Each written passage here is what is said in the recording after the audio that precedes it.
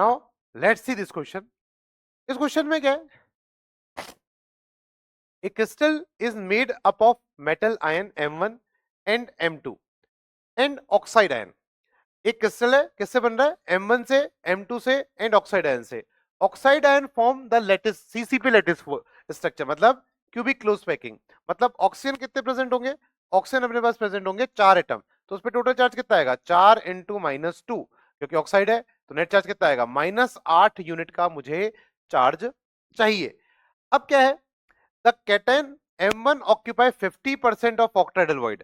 अगर 4 अपने पास जेड है तो ऑक्टेडल वॉइड कितने होते हैं, 4 ही होंगे, तो M1 कितने ऑक्यूपाई कर रहा है, 50% ऑफ ऑक्टेडल वॉइड। मतलब 4 ऑक्टेडल वॉइड उसका 50% ऑक्यूपाई कर दिया, तो ये आ जाएगा 2। And the cation M2 occupied 12.5% of tetrahedral void. तो M2 कितना होगा, दैट इज टेट्राहेड्रल वॉइड कितने होंगे, 8, और 12.5 डिवाइडेड बाय 100, तो यहां से जब आप देखोगे तो ये कितना जाएगा, 8 टाइम्स, और 8 से 8 गया तो 1। मतलब M1 मेटल के 2 एटम है, M2 मेटल के 1 एटम है।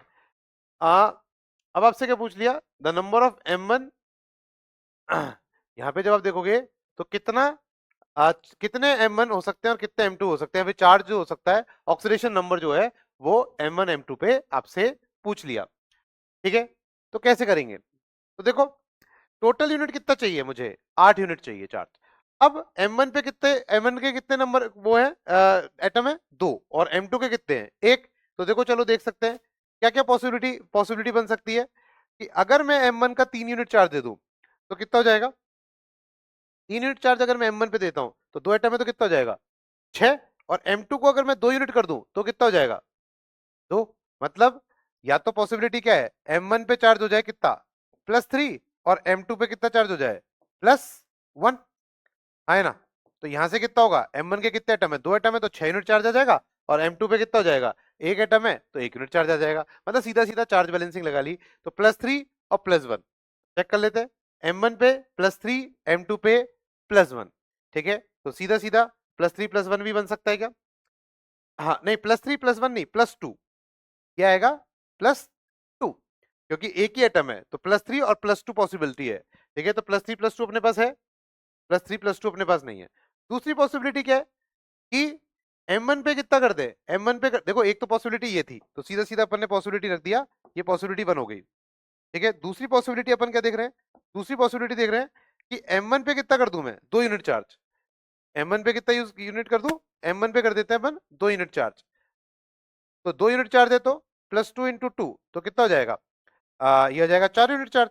और M2 पे कितना कर देता हूँ, M2 पे कर देता हूँ +4, तो 4 इंटू 1, तो ये कितना हो जाएगा, ये भी 4 यूनिट हो जाएगा। मतलब M1 पे 2 यूनिट चलेगा और M2 पे 4 यूनिट चलेगा, तो भी काम चल जाएगा। तो M1 पे 2 यूनिट चलेगा और M2 पे 4 यूनिट चलेगा, तो +2 +4। तो एक पॉसिबिलिटी मुझे ये दिख रही है, देखो या तो पॉसिबिलिटी थी 3 2 की, या पॉसिबिलिटी है 2 4 की। समझ में आया? दोनों ही केसेस में अपने को 8 यूनिट चार्ज मिल जाएगा। तो यहाँ पे करेक्ट आंसर कौन सा होगा, +2 and +4।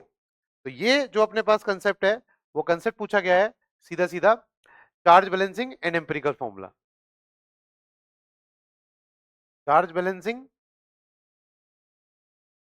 And empirical formula of compound of solid. Okay, thank you.